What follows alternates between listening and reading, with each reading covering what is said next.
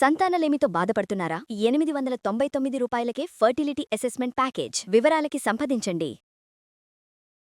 రకరకాల hair oils వాడతామండి. జుట్టు ఊడిపోతుందనో, dandruff ఉందనో, లేకపోతే పిల్లలకి బాలనేర్పు ఉంది, మనకే జుట్టు తొందరగా నెరిసిపోయింది, చాలా ఇబ్బందిగా ఉంటుంది. అయితే రకరకాల నూనెలు చేసుకుంటాం. మందార నూనె, ఉసిరి నూనె ఇంతకుముందు ఒకసారి చేసి చూపించాం. ఇంకొక మంచి పాతకాలపు నూనె ఒకటి చేసి చూపిస్తానండి. సింపులే, జస్ట్ దాని మీద మనకి ఐడియా ఉండాలంతే. ఇదివరకటి రోజుల్లో ఏం చేసేవాళ్ళమంటే ఆవ నూనె తెచ్చి, మనకి ఆవాలకి నూనె దొరుకుతుంది, మనం అసలు వాడం దాన్ని. నార్త్ ఇండియన్స్ బాగా వాడతారు.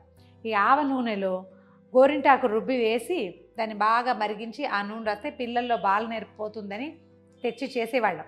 కానీ అది మడ్డిగా ఉండి పిల్లలు రాసుకునేవాళ్ళు కాదండి. ఏదో కొత్తలో రాసుకుని తర్వాత దాన్ని వదిలిపెట్టేసేవాళ్ళు. ఇక మేమే దాన్ని పారేసుకోలేక ఏదో స్నానం చేసేటప్పుడు తలకు రాసుకునేవాళ్ళం.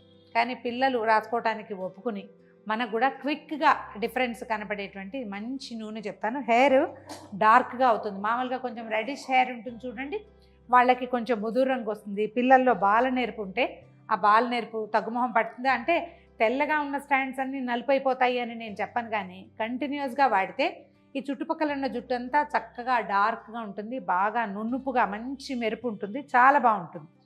1-2 సార్లు చేసి చూస్తే మనకు తెలిసిపోతుంది. స్టవ్ వెలిగించి ఒక ఇనప బాణలు ఏదైనా పెట్టుకోండి. ఇలాంటి పనులు ఏమైనా చేసేటప్పుడు మనం వంటకి వాడే పాత్రలే వాడుకున్నా బాగా శుభ్రంగా ఓసారి తోమి ఆరిపోనిచ్చి మళ్ళీ తోమి అట్లా 3-4 సార్లు తోమేసి అందులో ఉన్న కారము, చింతపండు, రెసిడ్యూస్ ఏమైనా ఉంటే వాటిని పోగొట్టేసుకోవాలి. అవి ఉండనివ్వకుండా చూసుకోండి. లేదా ఈ పనులకి ఏదైనా ఒక ప్రత్యేకంగా హెన్నా కోసం అట్లా అట్ట పెట్టుకుంటాం కదా, అలా ఒక చిన్న పాత్ర పెట్టుకున్నా సరే. ఇది మనం దీనికంటే ఈ నూనెకి కొబ్బరి నూనె వాడకూడదు మనం, ఎందుకంటే కొబ్బరి నూనె సీజన్స్లో గట్టిగా అయిపోతుంది, మనకు అది పనికిరాదు. నువ్వుల నూనె చాలా మంచిదండి. కొంచెం ఆముదం కూడా వేసుకోగలిగితే బాగుంటుంది. ఒక 1/4 కిలో నువ్వుల నూనె చూపిస్తున్నాను నేను. మీరు ఏదైనా బ్రాండ్ వాడే అలవాటు ఉంటే నువ్వుల నూనె అది వాడుకోవచ్చు. తర్వాత ఏ బ్రాండ్ అలవాటు లేదండి అంటే గానుగ నూనె తెచ్చుకోవచ్చు అండి, పర్ఫెక్ట్ మంచి నువ్వుల నూనె. పప్పు నూనె వాడద్దండి, నువ్వుల నూనె. పప్పు నూనె అంటే కొంచెం లైట్గా ఉంటుంది, మనం అన్నంలో పచ్చళ్ళల్లో వేసుకుంటాం కదా, అది కాకుండా జస్ట్ ఒక 2 స్పూన్ల ఆముదం వేద్దాం. ఇందులో కొంచెమే వేస్తున్నాం, ఎక్కువ వేయట్లా. ఈ ఆముదం కూడా మనకి దొరికే ఈ తెల్ల ఆముదం ఇలా బాటిల్స్లో మెడికల్ షాపుల్లో లేదా మన సూపర్ మార్కెట్లలో కనపడేది కాకుండా వంట ఆముదం దొరుకుతుంది. ఈ ఆముదం వండుకోవటం కూడా ఒక పని అండి, చెయ్యొచ్చు, కానీ అంత బృహత్తర కార్యక్రమాలు అవన్నీ చేయలేకపోతాం మనం. కొంచెం తెచ్చుకున్న ఆముదం చాలా యూస్ఫుల్ అండి. ఎన్ని రకాల వైద్యాలు చేయొచ్చు. రోజు రాత్రిపూట ఐబ్రోస్కి రాసుకోవచ్చు, కనుబొమ్మలు ఒత్తుగా పెరుగుతాయి, ఐలాషెస్కి వాడుకోవచ్చు.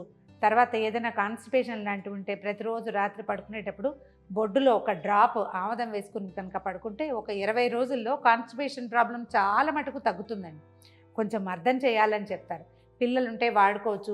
చేతులు అవి బరగ్గా ఉన్నప్పుడు కూడా ఆముదం రాస్తే భలే సాఫ్ట్గా అవుతుంది, బాగా ఉపయోగపడుతుంది. ఈ నూనె వేడెక్కేటప్పుడు మనం ఏం చేద్దామంటే దీంట్లో ఓ 2 స్పూన్ల మెంతుల పొడి, మామూలు మెంతులేనండి, మెత్తగా గ్రైండ్ చేసిన పొడి. ఈ పొళ్ళు ఎందుకు వేస్తున్నామంటే మనం దీన్ని వడపోయామన్నమాట. పోసేద్దాం ఇందులో.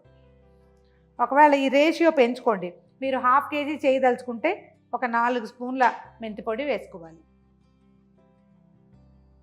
తర్వాత ఓ 2 స్పూన్ల ఉసిరిక పొడి, ఆమ్లా పౌడర్ దొరుకుతుంది మనకి బజార్లో, లేదా ఈ సీజన్లో ఉసిరికాయలని తెచ్చుకుని కాస్త ఎండబెట్టి పొడి చేసుకునే బంగారు తల్లులు ఎవరైనా ఉంటే చాలా మంచిదండి, మనమే చేసుకుంటే. లేదా మనకు బజార్లో దొరుకుతుంది కదా, వాడుకోవచ్చు దాన్ని.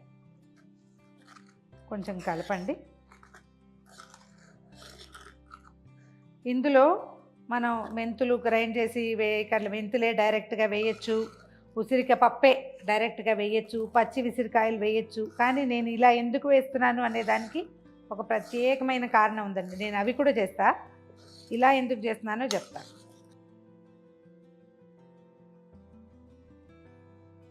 ఇందులోకి మనం 3వ పదార్థం ఏమేస్తామంటే గోరింటాకు పొడి, హెన్నా పౌడర్ మనం వాడుకుంటాం కదా, అయితే ఇది కొంచెం మంచిది, చూసి తీసుకోండి. దీంట్లో ఏమైనా కలర్ రావడానికి ఏజెంట్స్ కలిపినవి కాకుండా ఉంటే మంచిది. నేను మా ఇంట్లో చేసినప్పుడు మాత్రం ఈ వరండాలో తులసి ఇది ఒకటి ఉంది, దాన్ని ఏమంటారు, గోరింట చెట్టు, మా అక్కయ్య వాళ్ళ వరండాలో, అక్కడి నుంచి పట్టుకొచ్చానండి. ఇంత ఆకు తెచ్చి ఎండబెట్టి అది బాగా జల్లిచ్చి బోళ్ళంత వ్యవహారం చేసా కానీ చెయ్యొద్దు. పొంగుతున్నట్టు అనిపిస్తుంది, కంగారు ఏం లేదు కొంచెం, అందుకని పెద్ద పాత్ర పెట్టుకోవాలి. సిమ్లోనే ఉంచండి దీన్ని. ఈ మనం వేసిన పొళ్ళు ఎక్కడైనా బరగ్గా అంటే ముద్దలాగా ఉన్నాయేమో చూసుకొని కలిపేసి,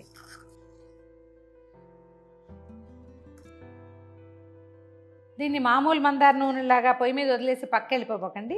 దగ్గర ఉంటే 5 నిమిషాల్లో అయిపోతుంది. ఇలా పొంగు వచ్చినట్టుగా కనబడుతుంది, ఏమీ కంగారు లేదు, నురుగ్గా కనిపిస్తుంది. ఈ గోరింట అవి వేగడానికి కొంచెం సమయం తీసుకుంటాయి అన్నమాట.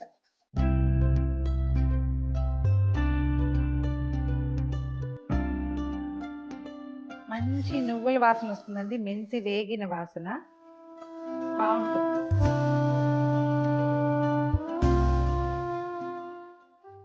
హైలో పెట్టేస్తే మాడు వాసన వస్తుంది, హైలో మాత్రం పెట్టకండి. 8 నుంచి 10 నిమిషాల వరకు దీన్ని స్టవ్ మీద ఉంచితే సరిపోతుంది. అప్పుడు ఏమవుతుంది, ఇప్పుడు ఇది పొళ్ళు మనం వేసి నూనెలో వేసి నానబెట్టిన ఇన్ఫ్యూజ్డ్ ఒక నెల రోజుల పాటు ఇన్ఫ్యూజ్ చేయాలి. పౌడర్స్ అన్నీ కలిపేసి అందులో దాని నిండా మునిగిపోయేలాగా నూనె పోసేసి మూత పెట్టి ఏదైనా డార్క్ ప్లేస్లో పెడితే 2 నెలల పాటు, కనీసం నెల పైనే వదిలిపెట్టేస్తే అప్పుడు ఏమవుతుందంటే ఈ పొళ్ళలో ఉన్న రసం అంతా నూనెలోకి నిదానంగా దిగుతుంది. మనకంత ఓపిక ఉండద్దు, చేద్దాం అనిపించగానే చేసేయాలి కదా, అందుకని కాచేసుకుంటే తొందరగా అయిపోతుంది. ఇదో చూడండి, నురుగు ఇందాకటికి ఇప్పటికి తేడా వచ్చేసింది.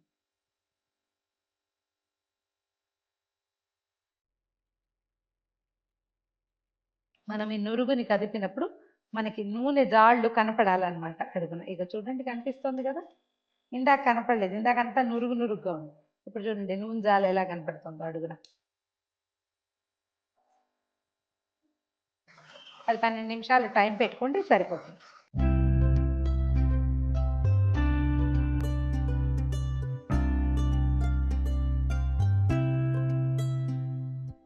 నురుగంతా పోయింది, మొత్తం నురుగంతా పోయి నూనె తెరులుతూ కనిపిస్తుంది మనకి. ఎంత డార్క్ కలర్ వచ్చిందో చూడండి. ఈ సమయంలో స్టవ్ ఆపేసేద్దామండి. దీన్ని దించి, ఇంకా మాడిపోతుంది, పక్కన పెట్టేసుకోవాలన్నమాట. నూనె పూర్తిగా చల్లారిపోయిందండి. చూడండి ఎంత బాగా వచ్చిందో. ఈ గసిలాగా ఉంది కదా, దీన్ని ఇంకా వడకట్టం మనం, ఇలా ఉంచుకునే దీన్ని వాడుకోవాలి. అడుక్కి చేరుతుంది. ఈ రాసుకునేటప్పుడు కొంచెం అలాగా, ఇది ఎట్లా అంటే నూనెలో చెయ్యి ముంచి రాసుకోవాలి. మామూలుగా మనం ఏం చేస్తాం, బాటిల్ చేతిలో పోసుకుంటాం. ఈ నూనెకి మాత్రం స్పెషల్. చూడండి ఇందులో పోస్తాను, అప్పుడు మీకు కనిపిస్తుంది క్లియర్గా. మనం కలిపితే మొత్తం అంతా వచ్చేస్తుంది నూనెలోకి, బాగా సెటిల్ అయితే అలా కనపడుతుంది అనమాట, అడుక్కి వెళ్ళిపోయినట్టు.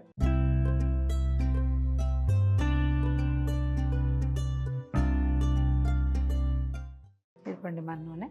చేతికి చూసారా ఒక చిన్న నలుపు కనిపిస్తుంది, దీంట్లో ఇలా చేయి ఉంచి రాసుకుంటే మనకి ఆ గసి కూడా మన చేతికి వస్తుంది. చేయి చూడండి ఎలా కలర్ వేరేగా కనిపిస్తుంది ఇట్లా. ఇది మనం ఏంటంటే ఇందులో వేసే పదార్థాలు సాధ్యమైనంత మెత్తగా ఉండాలి. ఒకసారి గ్రైండ్ చేసి తర్వాత ఏం చేయాలి, జల్లించి వస్త్రకాళితం చేసి అట్లా మృదువుగా చేసుకుంటే మెత్తగా ఉండాలి పిండి, అప్పుడు బాగా కలిసిపోతుంది. ఇదేం లేదు, తల లోపలికి వేళ్ళిపోనిచ్చి బాగా మర్దం చేసేసి ఉంచుకోవచ్చు. ఒకవేళ స్కూల్కి వెళ్ళే పిల్లలు అయితే, నేను ఒక పాపను చూస్తానండి, అనంతగిరి వెళ్ళినప్పుడు కనిపించారు. తల్లో ఒక పాయ అంతా తెల్లటి పాయ ఉంది, ఒక 13-14 ఇయర్స్ పాప, చిన్నపిల్ల పాప. ఏం చేస్తారు, ఏదో హెన్నా పెట్టి మేనేజ్ చేస్తూ ఉంటారు. ఇలాంటివి ఏమైనా ట్రై చేసి రాయగలిగితే కొంత కలర్ మారటానికి అవకాశం ఉంది. ట్రై చేసి చూడండి. ఇది మనం రోజువారీ పిల్లలు స్కూల్కి వెళ్ళే పిల్లలకి రాయొచ్చు. తక్కువ రాయండి, బాగా ఎక్కువ నూనె రాసేయకుండా కొంచెం లైట్గా రాయటం. ఈ శనాదివారాలు శుక్రవారాలు ఎప్పుడో సెలవులు ఉన్నప్పుడు, పండగల్లో సెలవులు ఉన్నప్పుడు తలస్నానం చేయిస్తాం కదా, అప్పుడు బాగా మర్దన చేసి కొంచెం నూనె ఎక్కువ రాసి 2-3 గంటలు నాననిచ్చి తలస్నానం చేయించండి. కొద్ది రోజుల్లోనే, ఒక 3-4 నెలల్లోనే కలర్ చాలా డార్క్గా అయ్యి కనపడుతుందండి. ఇది కొత్త వంటకం కాదండి, సంవత్సరాల తరబడి మా ఇళ్లలో వాడుతున్న రెసిపీయే. ప్రయత్నం చేసి చూడండి, దీని రిజల్ట్ కూడా నాకు పక్కాగా తెలుసు.